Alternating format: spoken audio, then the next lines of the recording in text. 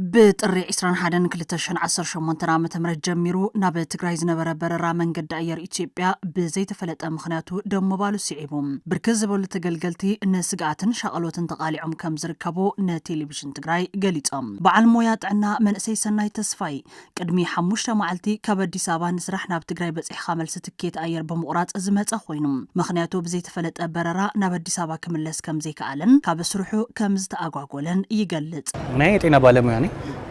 ለጤና ነኝ ለስራ ነኝ መጣሁት በዓል ሞያ ጥዕናዬ ንስራሕ ናብ ትግራይ መጽ ስራሕና ወዲና ክንምለስ ትኬት ቆሪጽና ነርና ግን በረራ የለን ዝብል መልእኽቲ ልኢኸሙና ድሕሪዚ ናብዚ ክነዘራረቦ ሚና መጽና ገንዘብና ክምልስልና ሞ ካሊ መማረጽ ክንርኢ ካብ ኩዌት ቅድሚ ሓደ ወርሒ ስድራ ቤታ ንምሕታት ናብ ከተማ መቐለ ከም ዝመጸት ትገልጽ ወይዘሮ ይርጋለም ቢዘን ብወገና ብሰንኪ ምቁራጽ በረራ ክትምለስ ብዘይ ምኻላም ኣብ ከቢድ ምድንጋጽን ስጋትን ከም ዝወደቐት ትዛረብ አጋጣሚ ሆነ ቤተሰብ ክትየየ መጸ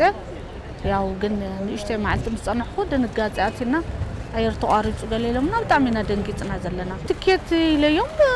ምንም ለማዓንት ተቋርጹ ነው ጽባሕውን ተቋርጹ ንሕና ንፈጠ ነገር የለን ኢሎም ህዝቢ ካብ ቦታ ናብ ቦታ ናይ ምንቅስቃስ መሰሉ ተሐልዩ ግቡእ ግልጋሎት ንኸረክብ መንገዲ አየር ኢትዮጵያ ናብ ስራሕ ክምለስ ይግባእ ድማ ኢሎም ሰው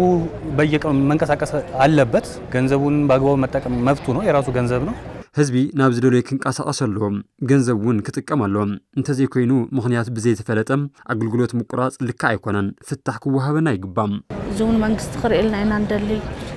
ሓደ ቤተሰብና ርኢና ወጽና በሰላም ክንአቱና እንደሊ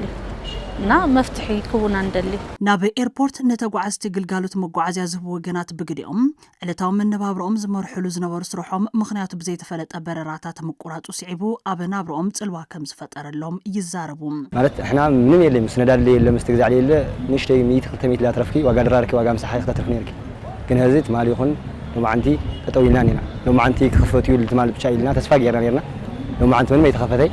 ትርየና በሙሉ አንዘ መካይን አብ ተዘርጊሐን ይውላል አየር ከመጻየን ከዚህ ከመጻየን ከዚህ ከመጻየን አዚያ ተጠውልና ነና ተማለት ሒዝና እስከ ዓለም ማዓንቲ አዚያ ሓዲርና አዚያ ውዕልና ነና ማለት እዩ